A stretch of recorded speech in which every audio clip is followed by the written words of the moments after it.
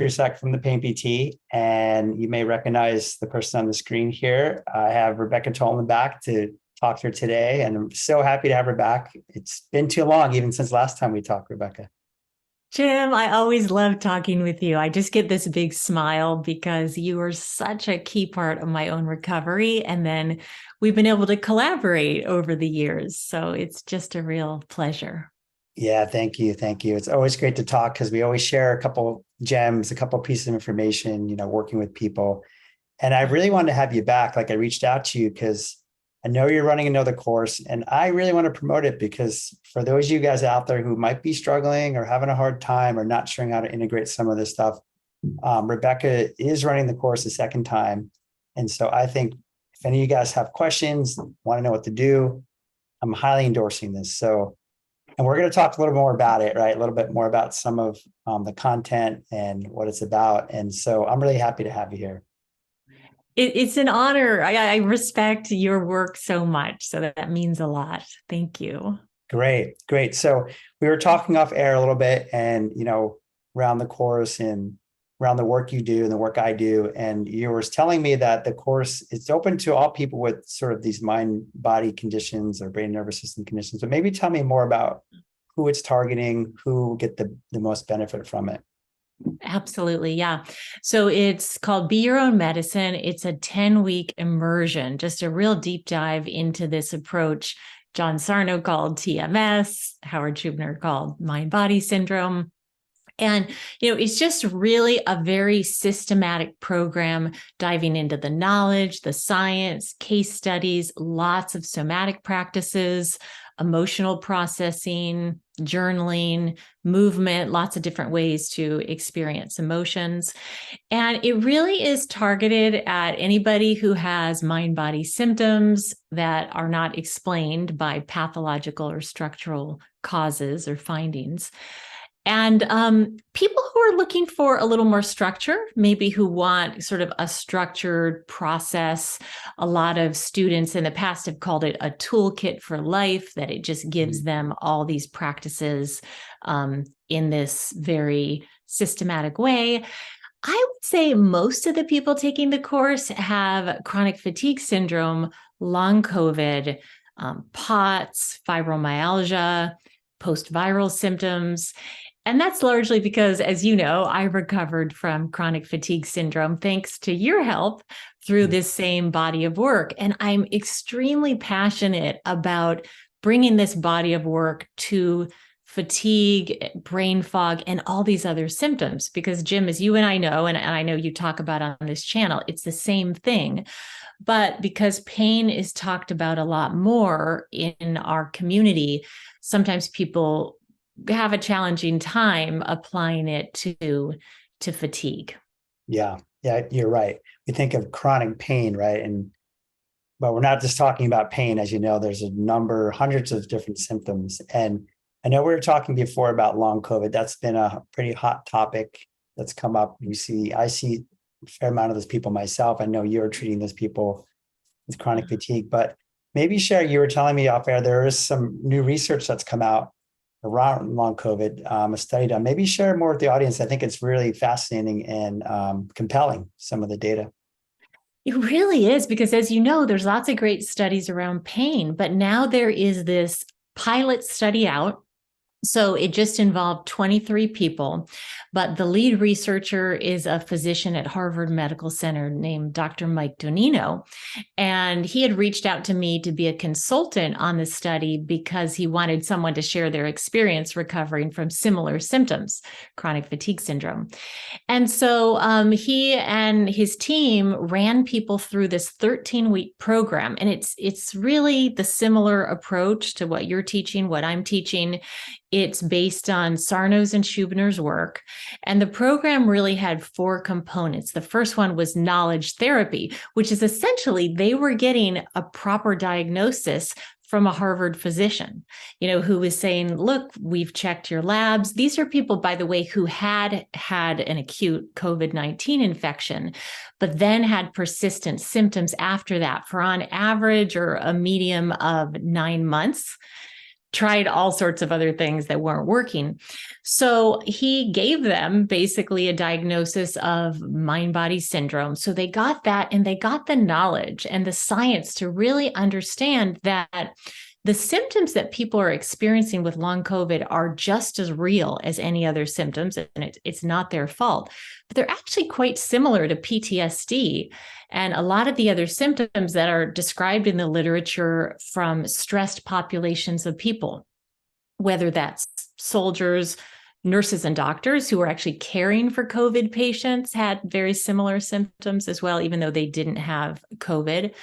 So there's the component of the knowledge therapy. Then there's the desensitization, which is basically graded exposure, gradually exposing people to the stimulus first in their imagination and then actually doing the activities through this framework of safety. And then the third component was emotional awareness and expression. And that was through sharing in small groups. That was through somatic practices, as well as different kinds of expressive writing and journaling, and just really making those links to the emotional component and how symptoms will flare up with heightened emotions and stress, and they'll also calm down as emotional stress is relieved. And the fourth component, interestingly, was mindfulness-based stress reduction. Now, in studies, MBSR doesn't actually resolve chronic pain or chronic fatigue by itself, right? But combined with the three other elements, it was really quite effective. And I can tell you a little more about the results if you want. Yeah, that sounds amazing. Yeah, I know Dr. Schubiner in the past, talking to him about MBSR or mindfulness, he said the same thing. He said, look, it doesn't by itself get rid of it, but when you combine these other tools, it really is very powerful, becomes powerful now in its own way. So exactly, right. And I think it's because when people still think there's something really wrong with them, that they're sick and broken, and they're just always worried about that, you can meditate all you want, but it's kind of like you're just staring the tiger in the face and saying, oh, I'm not in danger, but you really think you are. Right. So you have to get, that accurate diagnosis and understanding. And it's interesting you bring up Dr. Schubiner, because Dr. Donino at Harvard, actually himself, the way this started was he had excruciating back pain, and none of the best doctors in the world could help him over at Harvard and in Boston. And finally, desperate, he read Dr. Sarno's book, Healing Back Pain. And by the end of the book, 50% of his pain was gone. And then he reached out to Dr. Schubiner. He worked Dr. Schubiner's program, and he fully recovered. And then he decided he has to do some research. And he actually did a back pain study that was really effective. And then what they noticed with the back pain study is all these back pain patients were completely getting better, like 74%. Either had 0 or 1 out of a scale of 1 to 10 by the end of the study. But he noticed it was during the pandemic, and a lot of them had long COVID symptoms too, and those were resolving. So he said, well, we happened across this discovery. So they did the pilot study with 23 people. It was non-randomized because it's not easy to fund these studies. We had to get private donors. But the results were really quite impressive. And I'll actually read some of the numbers to you. So this is within 13 weeks, and these are median values. So on average, shortness of breath went down 80%. That was one of the biggest decreases in symptoms. Somatic symptoms, which was 8 different somatic symptoms on a scale of, it's the SS8, went down 60%. Brain fog went down 67%. Fatigue went down 44%. The anxiety over pain anxiety, it's called, went down 74%. Pain intensity went down 52%. Pain interference, so how much pain interfered with daily activities, went down 77%. GI symptoms went down 50%. So it was really impressive results. And, Dr. Donino is quite a seasoned researcher. He's run a lot of clinical trials, not in this field. And he said it's really rare to get these kinds of results. Yeah, those are amazing results. They're not just 20% and 30%, right? Everything is north of 50%, 75%. So yes, those are significant findings, especially when nothing else seems to be helping a lot of these people. Absolutely. And and he's really clear to say this was a subset of long COVID patients who did not have any tissue damage. So, they didn't have heart damage or lung damage. But in this case, he thought the findings were impressive enough to say that long COVID without tissue damage is the mind-body syndrome. Yeah. He'd like to do more research. This is preliminary. It's a pilot study. It's out in preprint, but it's awaiting publication in a peer-reviewed journal. So it is really exciting. And I'm seeing a lot of that too in my practice, teaching and coaching. I'm sure you are too, Jim, right? A lot of people with long COVID getting better. I've seen a number of people. I had a lady with shortness of breath, to breathlessness, that's pretty much fully recovered from that. Interesting enough, it moved around her body as anxiety could do. But Yes. that pretty much had gone away. It came back slightly when she started running again, but now she's gotten over that. A few other people too with long COVID that have recovered. But it's interesting to see the mind-body side because, as we know, COVID was there was so much stress around COVID, so much anxiety around COVID. There's so many different beliefs around COVID. So it's very natural that you think that will become potentially a mind-body chronic condition. Absolutely. I mean, it was just a pressure cooker for the world during the pandemic. And a lot of people, just their nervous system didn't calm down, and that danger alarm signal in the brain stayed on. And then, of course, when they're told potentially scary things, whether it's in the media or even, from their physician, it can really amp up the symptoms. So I love getting the word out because, I suffered greatly for 13 years with chronic fatigue syndrome, and I went to 50 different practitioners and doctors. And I feel like if I had gotten this knowledge earlier, I wouldn't have been sick that long. And so when I saw this happening with long COVID patients, I was like, that is the same thing. And, let's get the word out. So fortunately, a lot of people are opening to this, and I see them responding pretty quickly once they get it, and if they are open to this approach, because they haven't had the symptoms as long, as a lot of people with chronic fatigue syndrome. Yeah, I think that's important to say. The length of time can be impactful sometimes, not always, but in terms of the recovery. So yeah, that's fantastic. So I'm excited because your course addresses a lot of the same things that they did in the study, right? So people will learn a lot of the same tools and techniques that they can use themselves. Oh, yeah. The results are so impressive. So I love hearing the data. Being a health professional, I love the data. We need the data to back up what we're doing, so it makes it legitimate. So that's yeah. You always share so much science with this community, and I'm always really grateful about it. Yeah. And it was really, what I teach in the course is a very similar approach. And so instead of the MBSR, I really dive into different somatic practices. I have 20 different somatic meditations. And Jim, I really am so grateful to you because you really introduced me to these, somatic tracking and other practices like that when I was recovering, and you were my coach. And those just made all the difference for me. So then I've become pretty much obsessed with all these different somatic meditations. And I'm always like learning new things and practicing and making new meditations. But I studied different nervous system techniques and somatic experiencing. And so I weave in some more techniques. And I think you do this too, right? So for people who can't really go right into the uncomfortable sensation with their mind, sometimes pendulating is really helpful, where you go from comfort and discomfort and go back and forth.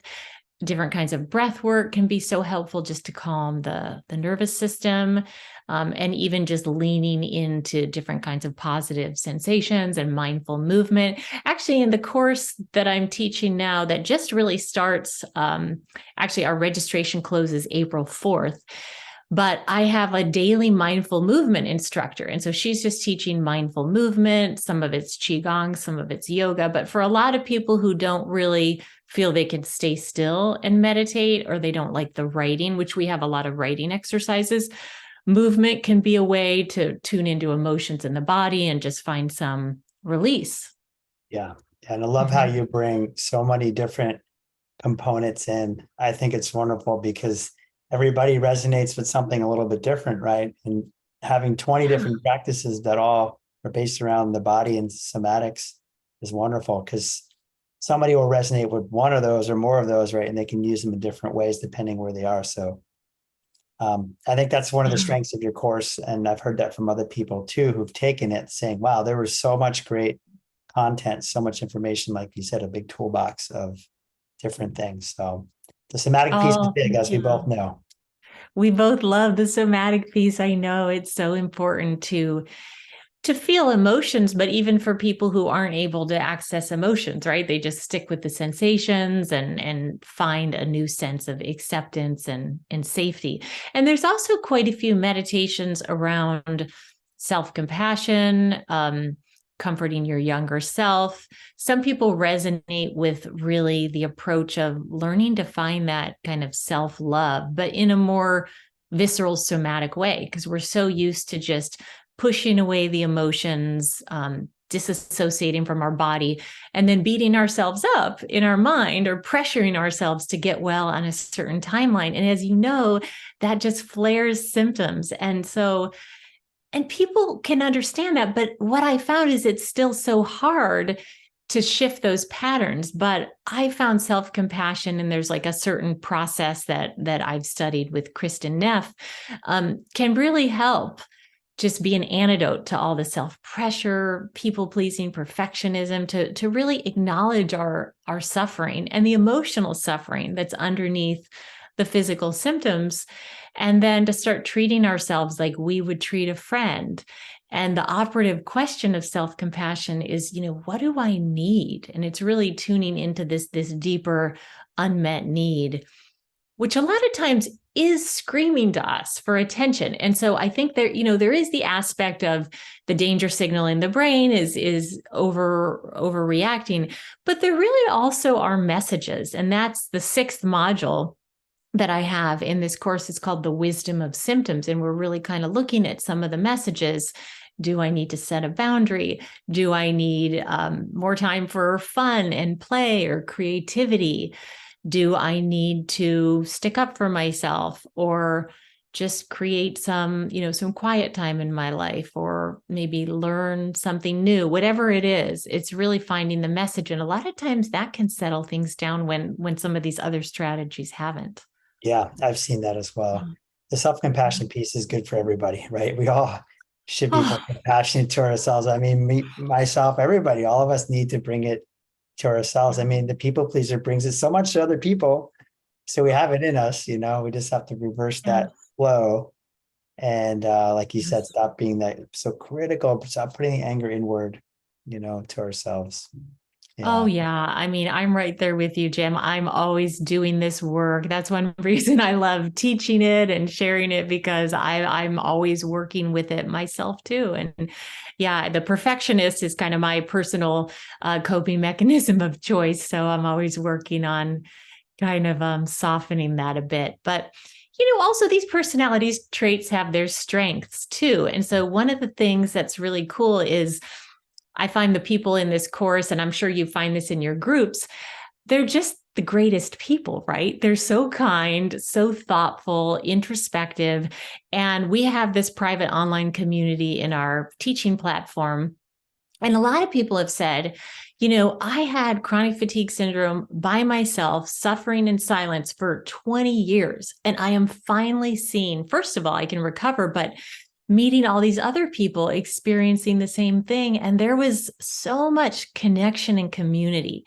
That part really surprised me. I felt there was also just a lot of insights coming from the whole group, that it isn't like I have all the answers. I mean, everyone else has the answers. We each have our own answers, but there was a lot of shared support in this private online space. So people can take it in different time zones, and they still can be part of this online community. And there was just so much, kindness expressed, because I think people are compassionate naturally for other people going through these things. And then we also, like you say, just need to turn that on ourselves.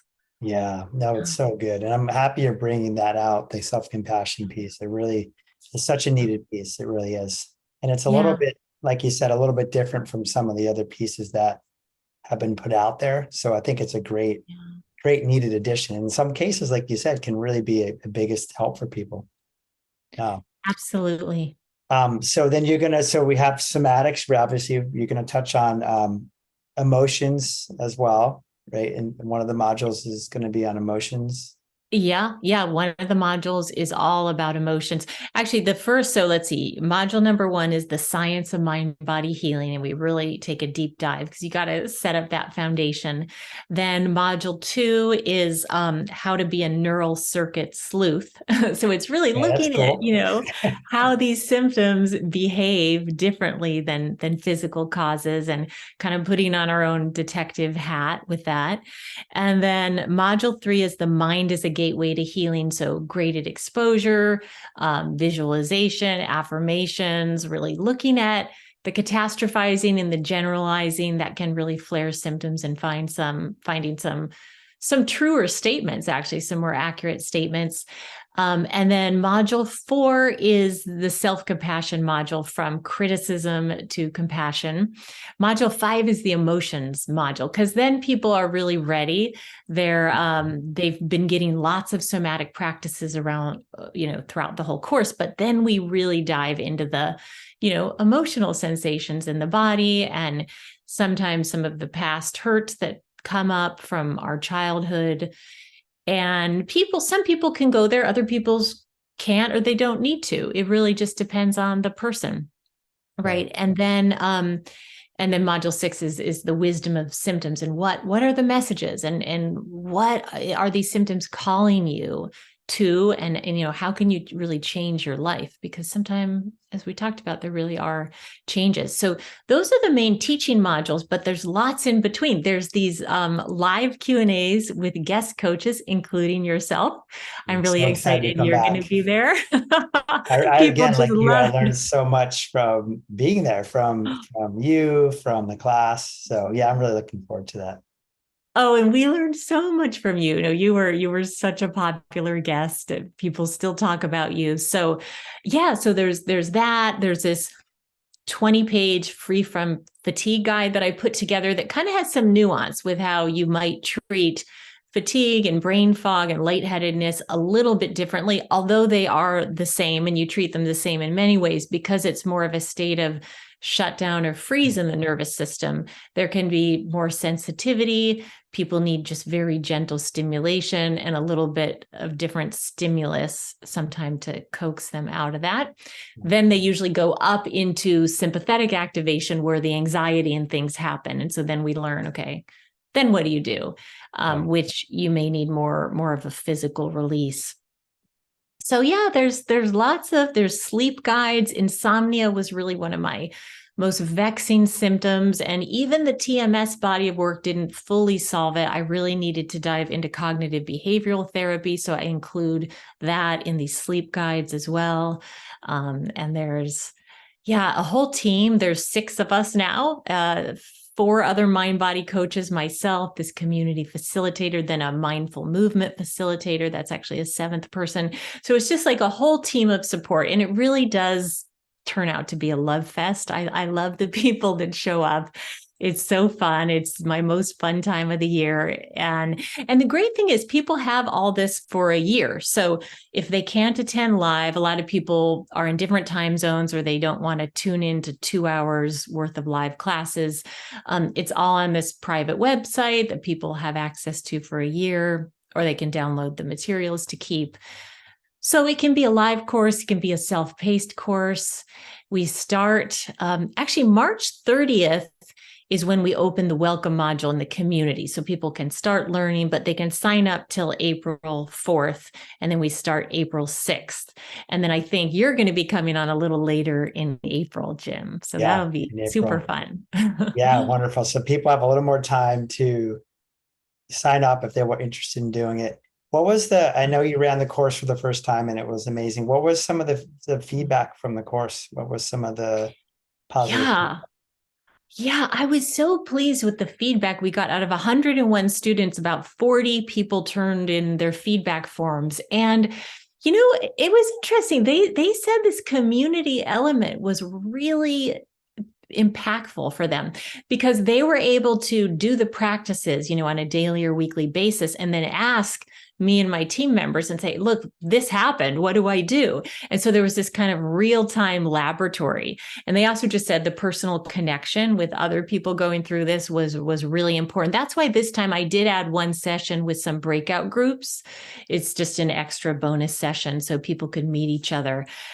They also were just saying that a lot of them were fumbling kind of with trying to put together different podcasts and things. And they said it helped them feel safer because they had some structure. They liked the knowledge. They liked the somatic meditations. A lot of people say they still do them daily. So it was really, really great feedback. And we appreciated all the feedback. So we made a couple changes this time because some people did want, like a breakout session. They did want it to be a little longer. So I've made it a 10-week live cohort instead of just an 8-week. So we've made, a couple great changes and are just excited for this round. For anyone who's I'm really super looking to excited jumpstart too. their recovery. Yeah. Yeah, I know. And I wanted to talk to you sooner to promote it or to get the word out, because it's such a, like I said, it's such a, look at all the different bits of information people are getting. There's so much information in there. I love it. It's not just from one source. It's broad, but it's all targeting, right? The brain, the nervous system at different stages, different places where the people are at. And so you're bound to learn something that can be helpful from it. Thank you so much, Jim. When I've heard that from people who know some about TMS, that they found this gave them something more structured, and then people who have taken brain retraining programs, they felt like this gave them the permission to feel emotions beyond, happiness, or like kind of happy visualizations, and also just the somatic practices. So it's really a top down where you're learning from the brain with the knowledge, and bottom up with lots of practices to regulate the nervous system, breath work, humming, pendulating, because I found that was really helpful for me kind of in just like the final stages of the CFS recovery. So yeah. And sometimes there's a different tool for each stage, right?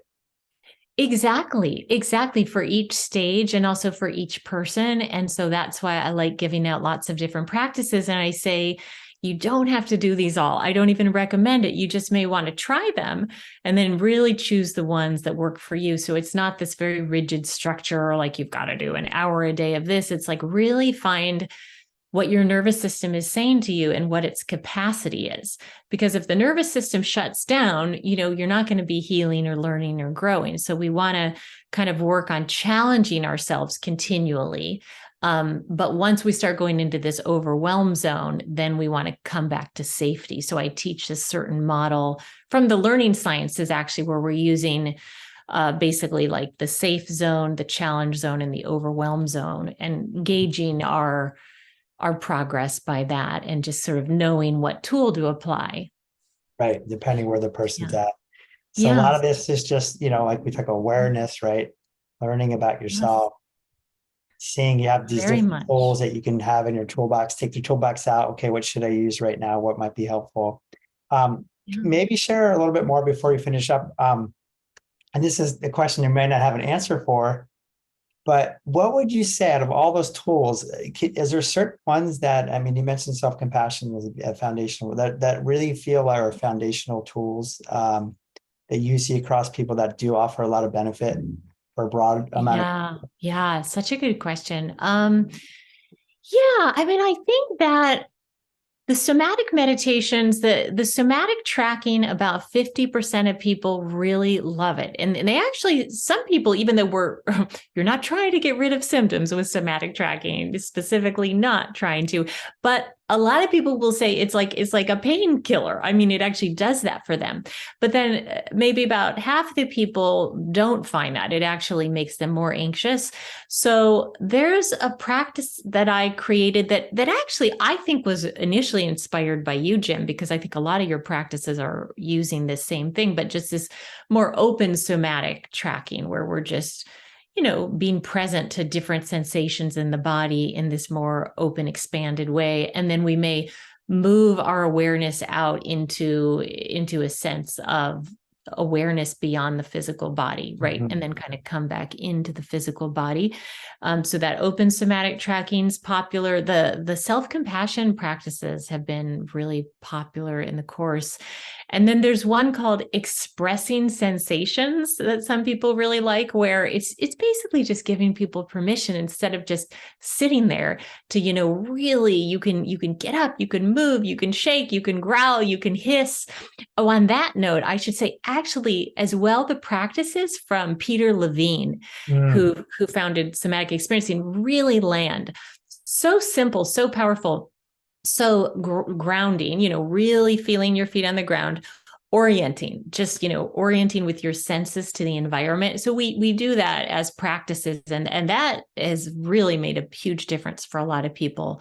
As well as do you know of like the vu Yeah. ah sound? It's just sort of the vu ah technique where we're activating the vagus nerve and then, letting ourselves make sounds, growls sometimes, just kind of giving that permission and freedom. Primal. We're getting more into the primal. Primal, yeah. And sometimes people just start laughing, or they'll start crying and just kind of have fun with it. So I think loosening things up a bit, the more I'm in this for myself and also working with others, the more I've brought in kind of more movement, more freedom to make sounds, humming, chanting, singing, breath work. So yeah, I know I'm giving you a whole bunch, but I think those are I some think of it's great. the Yeah, it's popular ones. broad. That's again Yeah. why, guys, this course is so good. It's so comprehensive. And I know the first time you did it, just so you guys know, Rebecca and I both live in San Diego, and we talked about this for months, and you were planning and planning the course. And so you put so much effort and so much information in. It is Yeah. amazing to me. I'm amazed at how much content you've been able to put in this course. There's so much good stuff in there. Oh, thank you, Jim. Yeah, I definitely spent a few years developing it. And I guess that's what you get for having the old TMS perfectionist That's one of the positive personality. sides, right? Yeah, exactly. It's amazing, it's again, I've heard from people who I've worked with, taking the course, and I've heard such good feedback and positive feedback. So that's why I want to have you back on again to share more about it, because I feel like it is really valuable, and people can learn a lot. Um, so maybe you'll share just the last couple bits. If people are interested, they are interested in the course, where they can go to find out more about it, what they can do to sign up, etc. Yeah. Yeah. Thank you so much, Jim. I really appreciate your generosity. Yeah, if they're interested in the course, the best thing is to go to my website, RebeccaTolin.com. You can specifically go to the course page, RebeccaTolin.com/course, and you'll see registration open until April 4th. You can just sign up if you want. We have 3 payment plans and different options. Yeah, and you can also try free somatic meditation. You can check out on the success stories page. It's just stories from our past students you can watch or read. And yeah, I'd love to have anyone that really feels called.